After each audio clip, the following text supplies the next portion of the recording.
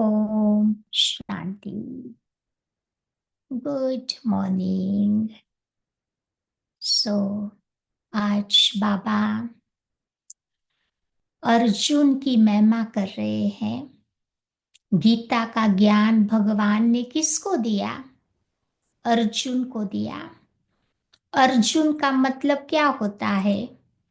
जो ज्ञान को अर्जन करने वाला है, जो ज्ञान को अपने जीवन में धारण करने वाला है, वही तो अर्जुन है ना।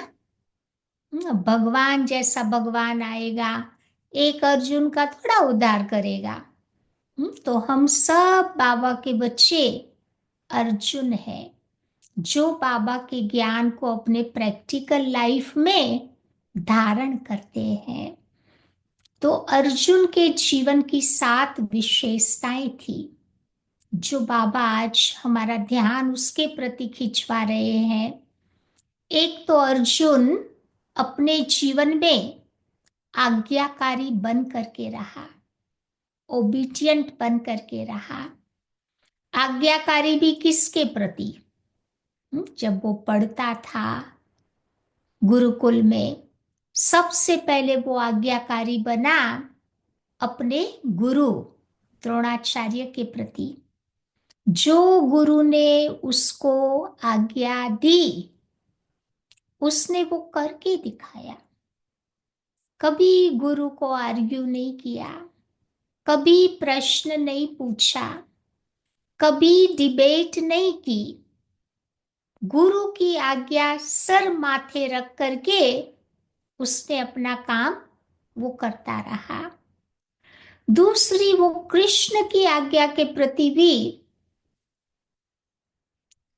बहुत अच्छी तरह से उसकी आज्ञा को भी सर माथे रखा।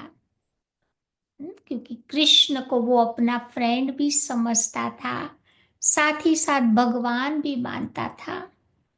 जिज्ञासावश उसने जरूर प्रश्न पूछा, लेकिन जो बातें कृष्ण ने उसे समझाई, उसने करके बताई। क्योंकि देखो, युद्ध के मैदान में कहते हैं ना, काके मामे सारे, वही तो घर वाले खड़े थे। उनको मारना आसान काम नहीं था, लेकिन कृष्ण ने उसको समझाया, दे आर ऑलरेडी डेड, वो मरे पड़े हैं, बस तुमको पुरुषार्थ करना है। तो वही बात बाबा भी तो समझा रहे हैं ना, कि शरीर में रहते हुए जो भी हमारे काके मामे सगे जो भी शरीर के संबंध है, उसको हमें बुद्धि से भूलना है। कोई स्थूल में किसी को नहीं मारना है, हिंसा नहीं करनी है, लेकिन ये प्रतीकात्मक बातें थी, सिंबॉलिक बातें थी। गुरु परमात्मा सतगुरु की आज्ञा को सर माथे रख करके चलना है। और तीसरा, वो आज्ञाकारी बना था अपने भाइयों के प्रति। जो युधिष्ठिर भीम बड़े भाई थे, जो बात भाइयों ने कही, उसने वहां पर भी प्रश्न चिन्ह नहीं लगाया, करके बताया। तो हमें भी जो बड़े हमें जो आज्ञा देते हैं, हमें भी उसमें आनाकानी नहीं करनी है। क्योंकि जो बात कहते हैं हमारे भले के लिए ही तो कहते हैं, तभी तो हम आगे बढ़ते जाएंगे। तो दादियों की, बड़ों की आज्ञा श्रीमत सर माथे रख करके हमें चलते जाना है। दूसरी अर्जुन की विशेषता थी कि जो बातें उसको अपना गुरु सिखाता था, वो बार बार उसकी प्रैक्टिस करते रहता था। तो बाबा भी तो हमारा सतगुरु है ना। जो बातें, जो ड्रिल, जो ज्ञान की बातें बाबा हमें सिखाता है, तो हमें भी उसका विचार सागर मंथन करते रहना है। बार बार अपने जीवन में उसका अभ्यास भी करते रहना है। तभी तो कहते हैं ना कि practice makes person perfect. Ramayan में भी कहते हैं कि करत करत अभ्यास जड़ मति होत सुजान। प्रैक्टिस करते करते हमारी जड़ बुद्धि भी चतुर बुद्धि बन जाती है। तो ज्ञान को जीवन में लाने के लिए प्रैक्टिस अति आवश्यक है। समझ करके छोड़ दिया तो वो ज्ञान प्रैक्टिकल में नहीं आएगा, तो अर्जुन हम नहीं बन पाएंगे। तो उसको धारण करने के लिए निरंतर बिट बाय बिट धीरे धीरे आगे बढ़ते रहना है। क्योंकि एक वीक में तो कोई परफेक्ट ड्राइवर नहीं बन जाता है ना।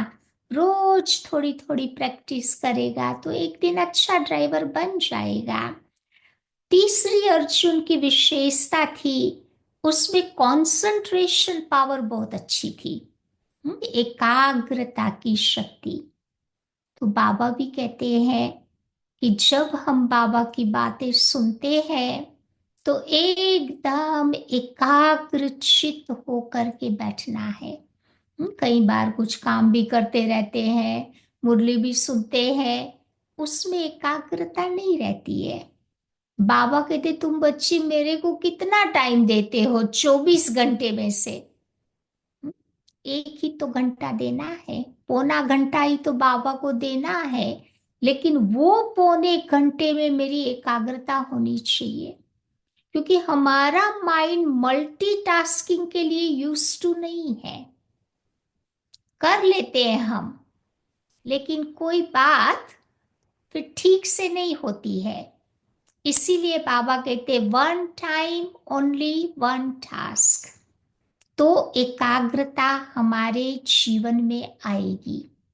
कई बार काम पर जाना होता है तो इधर खाना भी पक रहा है, मुरली भी सुन रहे हैं, चाय भी पी रहे हैं, मुरली भी सुन रहे हैं, तो ये मल्टीटास्क ठीक नहीं है।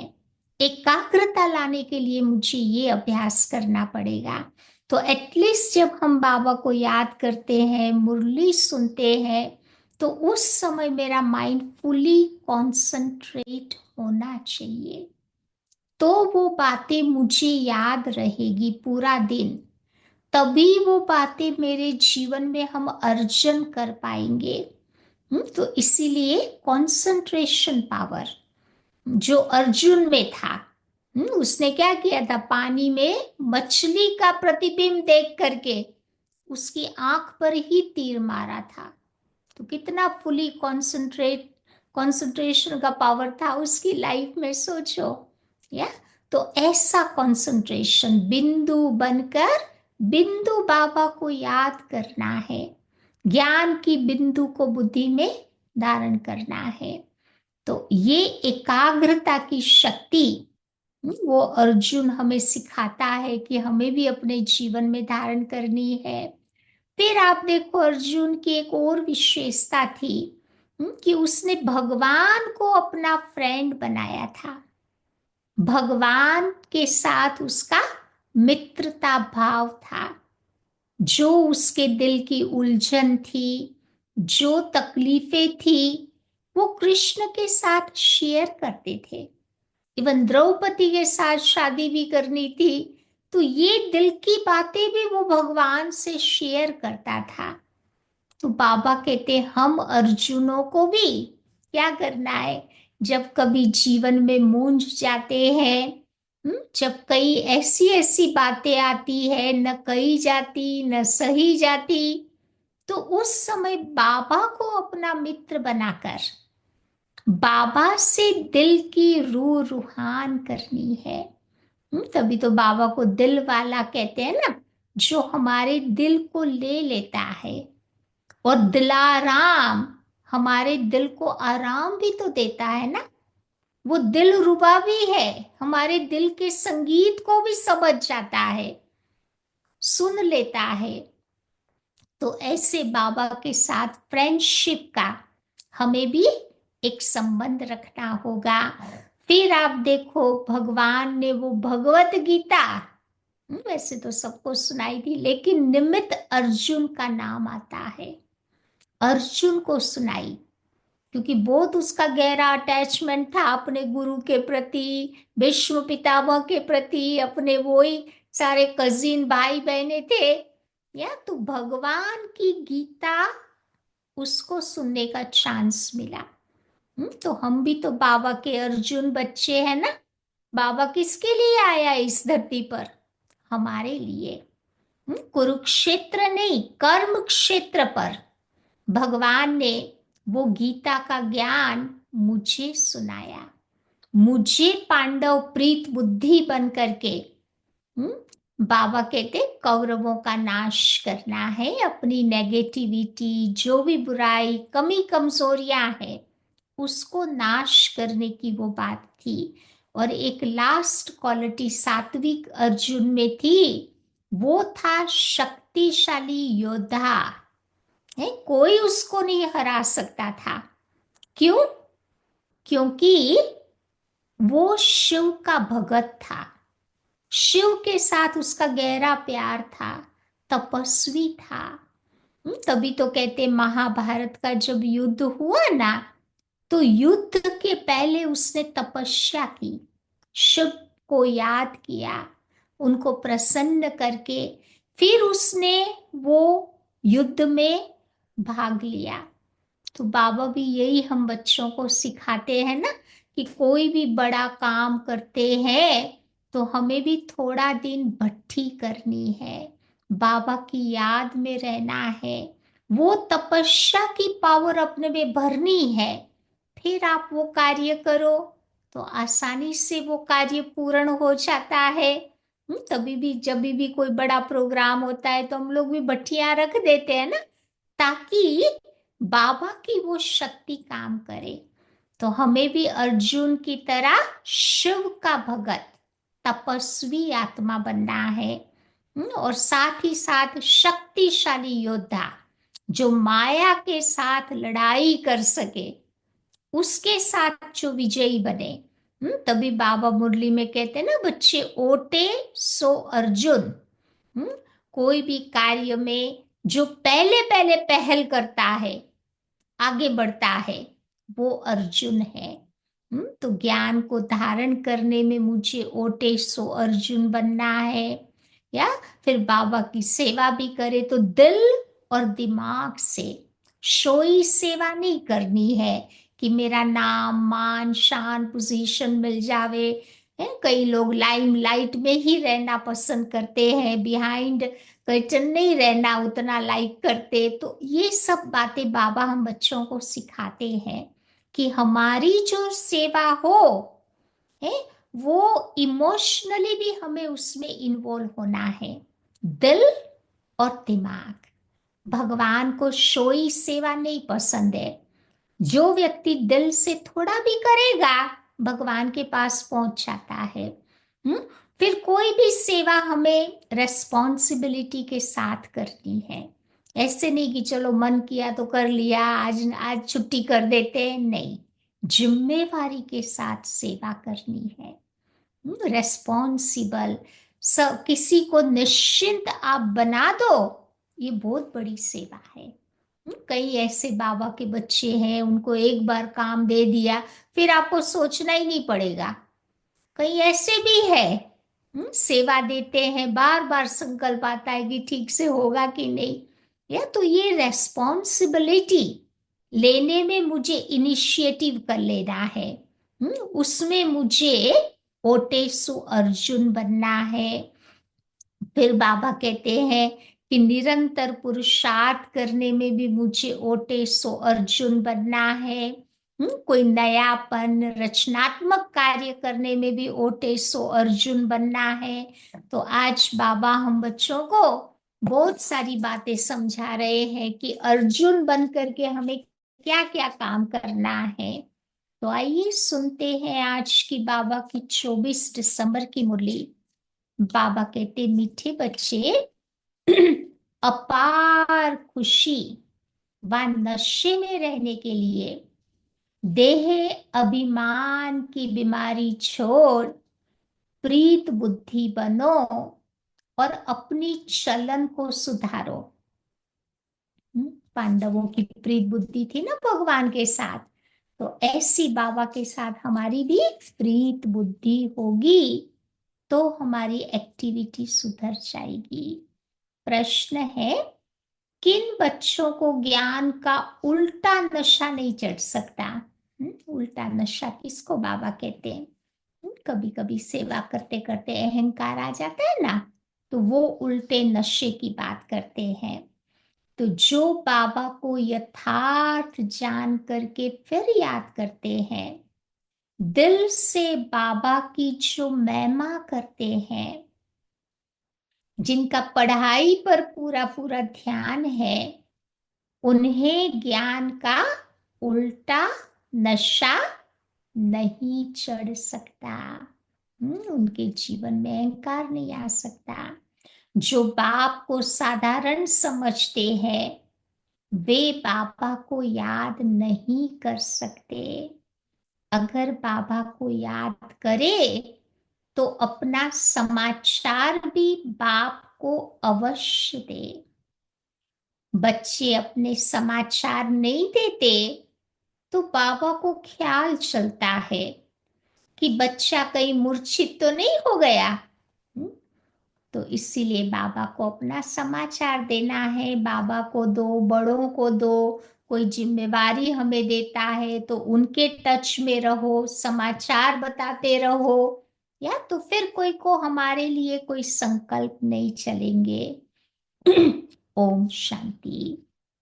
तो बाप बैठ बच्चों को समझाते हैं कि बच्चे, जब कोई नया आता है तो उनको पहले हद और बेहद, दो बाप का परिचय दो। बेहद का बाबा माना बेहद की आत्माओं का बाप। वो हद का बाप हर एक जीव आत्मा का अलग अलग होता है। लौकिक बाप हर एक का अलग अलग होता। तो ये नॉलेज भी सभी एक रस धारण नहीं कर सकते। कोई 1% धारण करता तो कोई 95% धारण करते। तो ये समझ की बातें हो गई ना। सूर्यवंशी चंद्रवंशी घराना भी होगा, राजा रानी तथा प्रजा। प्रजा में भी देखो सभी प्रकार के मनुष्य होते हैं। प्रजा माना ही प्रजा। तो बाबा समझाते हैं कि ये पढ़ाई है, हर एक अपनी बुद्धि अनुसार पढ़ते रहते हैं। तो हर एक को अपना अपना इस ड्रामा में पार्ट मिला हुआ है। जिसने कल पहले जितनी पढ़ाई धारण की है उतनी अभी भी करते हैं। पढ़ाई छिप नहीं सकती। हम्म? अगर रोज पढ़ता हो तो बाबा के उसके चेहरे से वो दिखाई देता है, छिप नहीं सकती। तो पढ़ाई के अनुसार ही तो पद मिलता है ना। इसलिए बहुत जरूरी है साथ साथ पढ़ो, है जैसे हम लोग करते हैं ना, साथ साथ बैठकर बाबा की मुरली सुनते हैं। तब रियली फील होता है कि this is a student life. अपने अपने टाइम पे अपने अपने घरों में जब मन किया तब पढ़ लिया। उसमें बाबा कहते अहंकार आत्मा का जाएगा नहीं। तो वो अहंकार को मारने के लिए संगठन में जो बाबा ने सिस्टम बनाए हैं, ऐसे बैठ के स्टडी करेंगे तो अहंकार जाएगा। तो बाबा ने समझाया है कि आगे चल करके तुम्हारा इम्तहान होगा। बिगर इम्तहान ट्रांसफर हो न सके तो पिछाड़ी में सब मालूम पड़ेगा। परंतु अभी भी समझ सकते हो ना कि हम किस पद के लायक है। बल लज्जा के मारे सभी हाथ उठा लेते हैं, परंतु समझ सकते हैं कि हम ऐसा कैसे बन सकते हैं। तो बाबा जट समझ जाते हैं। इससे तो जास्ती अक्ल लौकिक स्टूडेंट्स में होती है। क्योंकि हर एक को पता चलता है ना कि हम कितनी पढ़ाई करते हैं, कितनी बाबा की बातों को धारण करते हैं। उस अनुसार ही तो हमारा एग्जाम होगा, रिजल्ट आउट होगा। तो लौकिक स्टूडेंट्स को तो ये सब बातें मालूम होती है। तो हम भी गॉडली स्टूडेंट है ना, तो पता चलना चाहिए। तो कई बार देखो देह अभिमान बहुत होता है, बल आए हैं देवता बनने के लिए, परंतु बच्चों को ऐसी चलन भी तो उनके जीवन में चाहिए ना। बाबा तो कहते हैं विनाश काले विपरीत बुद्धि, क्योंकि कायदेसर बाबा के साथ प्रीत नहीं है। बाबा तुम बच्चों को समझाते हैं कि विनाश काले विपरीत बुद्धि का यथार्थ अर्थ क्या है। बच्चे पूरा नहीं समझ सकते तो फिर दूसरों को क्या समझाएंगे। बाबा को याद करना, ये तो हो गई तुम्हारी गुप्त बातें। पढ़ाई तो गुप्त नहीं है ना। पढ़ाई में देखो नंबर वार होते हैं, सब एक जैसा थोड़े ही पढ़ेंगे। सबका पुरुषार्थ अपना अपना होता है ना। तो बाबा समझते हैं कि अभी तो बच्चे बेबीज है, बेबी में इतनी बातें नहीं समझ में आती ना। तो बाबा कहते बेबी बुद्धि नहीं बनना है, अब समझदार बनना है। ऐसे बेहद के बाबा को कई बच्चे 3-3 4-4 मास भी याद नहीं करते हैं। यहाँ तो ऐसा कोई नहीं होगा, लेकिन कोई कोई होता होगा, बिल्कुल बाबा को याद नहीं करते। बाबा को तो पता चलता है ना। अब कैसे पता पड़े कि हम बाबा को याद करते हैं, कैसे पता चलेगा सोचो। क्या मालूम, कौन निशानी से पता चलेगा। तो बाबा कहते हैं कि कई बच्चे बाबा को पत्र भी नहीं लिखते कि बाबा मैं कैसे कैसे चल रहा हूँ, क्या क्या सर्विस करता हूँ। बताना तो चाहिए ना, बाबा को बताओ, बड़ों को बताओ, दादियों को बताओ। तो क्या होता है कि उससे फैमिली है ना, जैसे अपनी लौकिक फैमिली का हाल चाल हम लोग नहीं लेते हैं, ऐसे ये बाबा की अलौकिक फैमिली है। चलो कहाँ जाने वाले होते हो तो फैमिली में नहीं बताते हैं कि भाई ये तारीख से ये तारीख तक मैं बाहर रहूंगा या जा रहा हूँ। तो ऐसे ये बाबा की फैमिली है। चलो कभी चले जाते हैं तो बताना चाहिए कि भाई हाँ इधर जा रहा हूँ ये वो। तो इससे क्या होगा, कोई के व्यर्थ संकल्प नहीं चलेंगे। नहीं तो लोग सोचते रहते हैं कि भाई फलाने फलाने भाई या बहन को बहुत समय से देखा नहीं, पता नहीं क्या हाल चाल होगा, बीमार तो नहीं है, तो वो संकल्प चलते हैं ना। इसीलिए बाबा कहते हैं कि समाचार देने से अच्छा होता है। अभी एक एक को नहीं देना है, लेकिन एटलीस्ट बाबा के निमित्त स्थान सेंटर पर तो जरूर बताना चाहिए।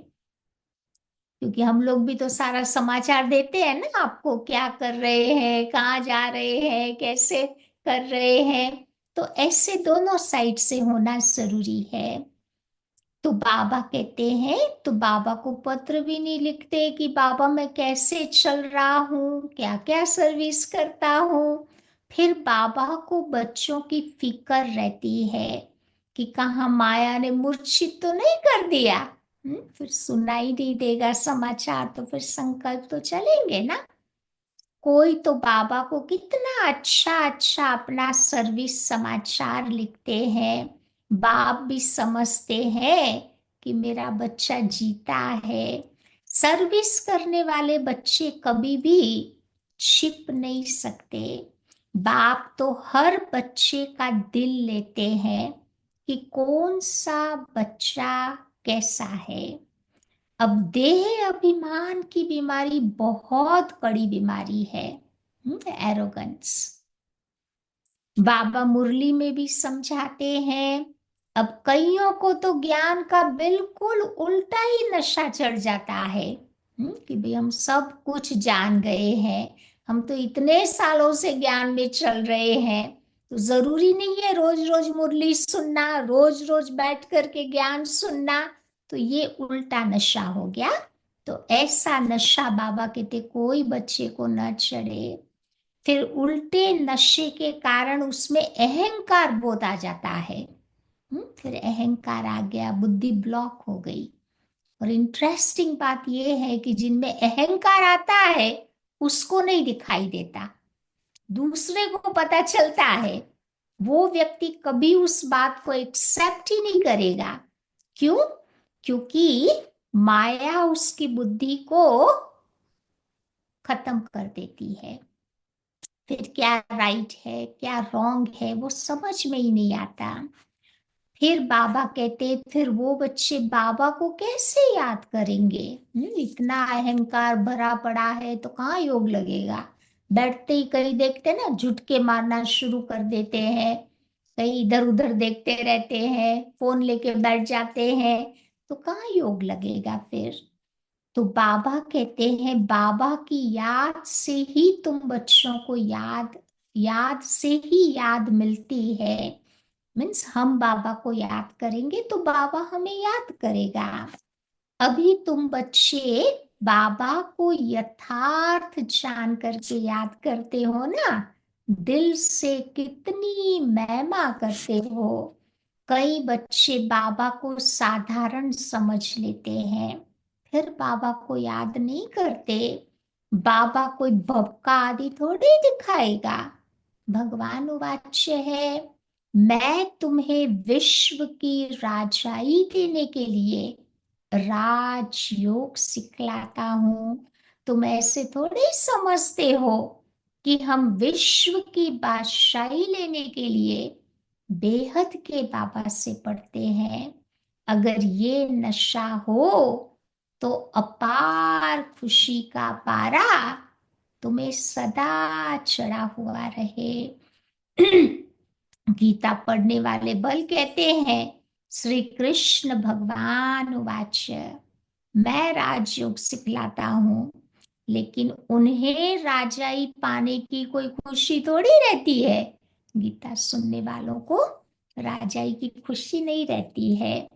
तो गीता पढ़ करके पूरी की, फिर अपने अपने धंधे में चले गए। दुनिया में तो ऐसे ही तो करते थे, हम भी तो ऐसे ही करते थे। अभी तुम बच्चों को बुद्धि में है कि हमको बेहद का बाप पढ़ाते हैं, उन्हें ऐसा बुद्धि में कभी नहीं आएगा। तो पहले पहले कोई भी तुम्हारे पास आए तो क्या करो, बाबा का परिचय उसको देना है। बोलो भारत स्वर्ग था, अभी वही भारत नर्क है। ये कलयुग है, इसे स्वर्ग थोड़ी कहेंगे। ऐसे तो नहीं कहेंगे ना कि सतयुग में भी है तो कलयुग में भी है।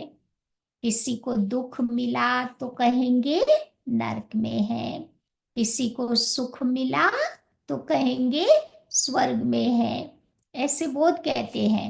ये जो हमारे हैं ना आजकल के बिलियनर्स मिलियनर्स, उनके लिए तो यही स्वर्ग है।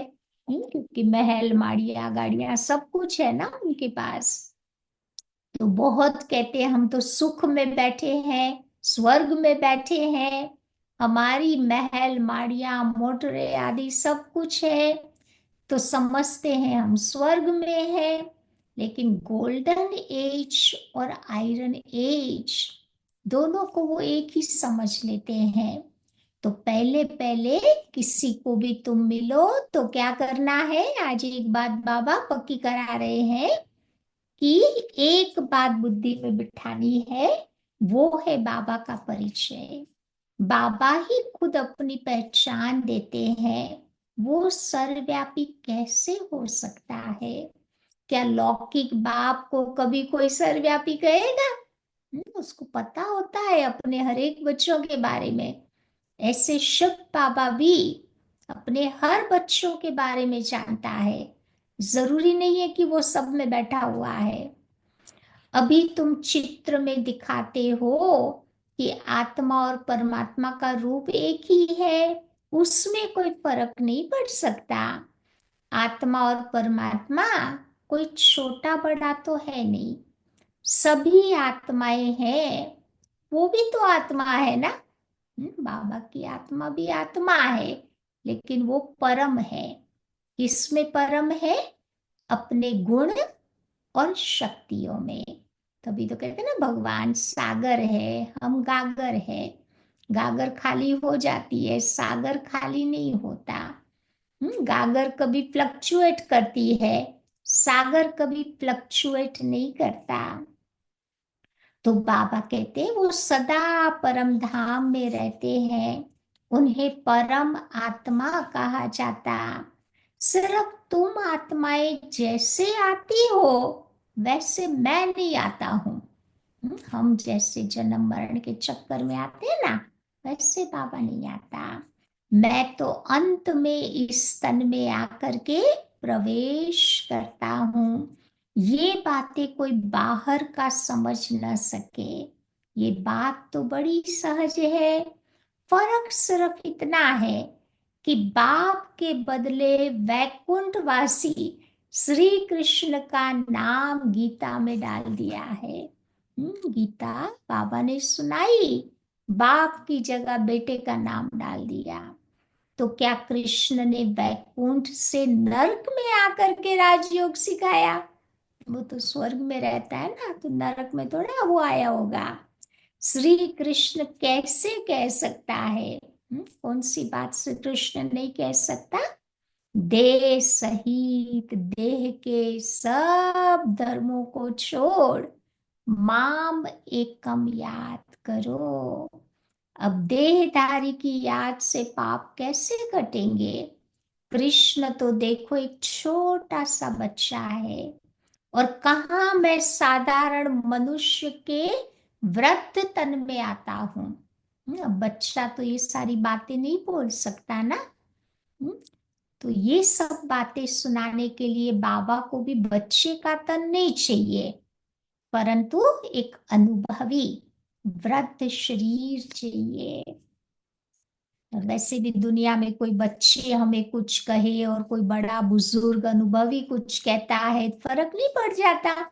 बड़ों की बातें सब सुनते हैं। तो बाबा कहते कितना फर्क हो गया। एक कच भूल के कारण सभी मनुष्य पतित कंगाल बन गए। न मैं सर्वव्यापी हूं, न श्री कृष्ण सर्वव्यापी है। हर शरीर में आत्मा सर्वव्यापी है। हर शरीर में आत्मा बैठी हुई है, परमात्मा नहीं। मुझे तो अपना शरीर भी तो नहीं है। तो हर आत्मा को अपना अपना शरीर है। नाम हरेक शरीर पर अलग अलग पड़ता। न मुझे मेरे शरीर और न मेरे शरीर का कोई नाम है। न बाबा का कोई शरीर ही नहीं है तो नाम भी नहीं है। मैं तो बूढ़ा शरीर लेता हूँ, तो इसका नाम बदलकर मैंने ही ब्रह्मा रखा है। मेरा नाम कोई ब्रह्मा तो है नहीं, मुझे तो सदा शिव ही कहते हैं। मैं ही सर्व की सद्गति दाता हूँ। आत्मा को सर्व का सद्गति दाता नहीं कहेंगे। परमात्मा की क्या कभी दुर्गति होती है? उसकी भी दुर्गति हो तो कौन किसकी सद्गति करे है? तो आत्मा की ही दुर्गति होती और आत्मा की ही सद्गति होती। तो ये सारी बातें विचार सागर मंथन करने की है, नहीं तो तुम दूसरों को कैसे समझाएंगे? परंतु माया ऐसी दुस्तर है, पावरफुल है, जो बच्चों की बुद्धि आगे बढ़ने ही नहीं देती। क्योंकि उसका पहला अटैक होता है हमारी बुद्धि पर। बुद्धि को ही डल कर देती है। दिन भर फिर बच्चे बैठकर जरमुई जगमुई में अपना टाइम वेस्ट कर देते हैं। संसार समाचार, ब्राह्मण संसार समाचार, उसमें बाबा कहते गॉसिप में टाइम वेस्ट कर देते। बाप से पिछाड़ने के लिए माया कितना फोर्स करती है। कई बच्चे तो टूट भी पड़ते हैं। बाबा को याद न करने से फिर तुम्हारी अवस्था अचल अडोल नहीं बन सकती। तो बाबा घड़ी घड़ी तुम बच्चों को खड़ा करते हैं और माया घड़ी घड़ी गिरा देती है। बाबा कहते हैं कि बच्चे कभी हार नहीं खानी है। कल्प कल्प ऐसा होता है, ये कोई नई बात नहीं है। हर कल्प में हमने माया को हराया है, कोई नई बात नहीं है। अनगिनत बार नई दुनिया में राज किया है। तो बाबा कहते हैं कि तुम्हें अपनी बुद्धि को सदैव बिजी रखना है, तो सेफ रहेंगे। इसको ही स्वदर्शन चक्रधारी कहा जाता। बाकी इसमें हिंसा आदि की कोई बात नहीं। ब्राह्मण ही तो स्वदर्शन चक्रधारी होते, देवताओं को स्वदर्शन चक्रधारी नहीं कहेंगे।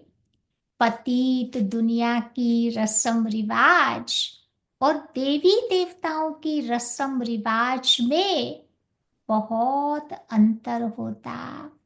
मृत्यु लोक वाले ही पतित पावन बाप को बुलाते कि हम पतितों को आकर पावन बनाओ, पावन दुनिया में हमें ले चलो। तो तुम्हारी बुद्धि में है कि आज से 5,000 वर्ष पहले पावन दुनिया थी, जिसको कहा जाता था, क्या कहते थे पावन दुनिया को? सतयुग। त्रेता को नई दुनिया नहीं कहेंगे, क्योंकि वो फुल स्वर्ग नहीं है, सेमी स्वर्ग है। तो बाबा ने समझाया है, वो है फर्स्ट क्लास, तो वो है सेकंड क्लास। तो एक एक बात को अच्छी रीति बच्चों को धारण करनी चाहिए।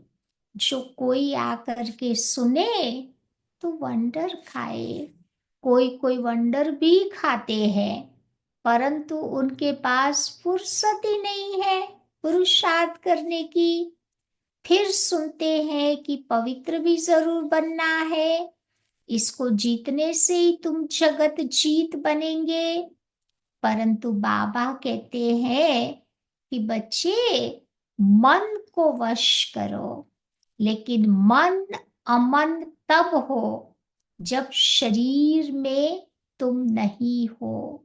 मन अमन, यानी मन में कोई संकल्प कब नहीं चलेंगे? जब आत्मा शरीर में नहीं है। बाकी मन अमन तो कभी होता ही नहीं है, थॉटलेस तो कभी होते ही नहीं है। देह मिली है कर्म करने के लिए, फिर तो कर्मातीत अवस्था में कैसे रहेंगे? कर्मातीत अवस्था कहा जाता है मुर्दे को, जीते जी मुर्दा, अथवा शरीर से एकदम डिटैच हो जाना।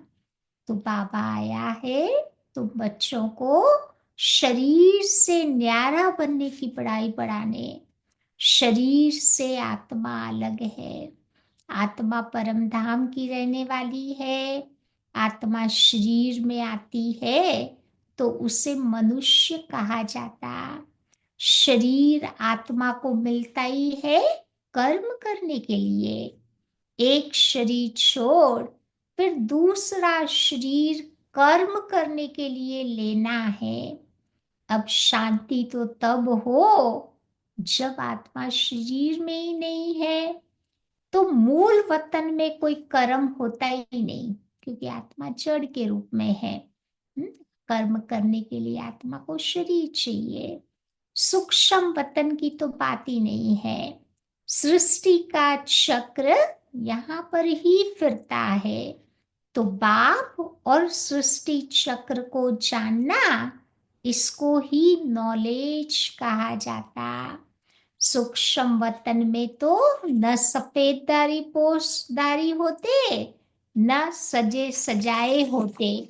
न बाबा कहते सूक्ष्म वतन में कोई नाग बलाए पहनने वाले शंकर आदि होते।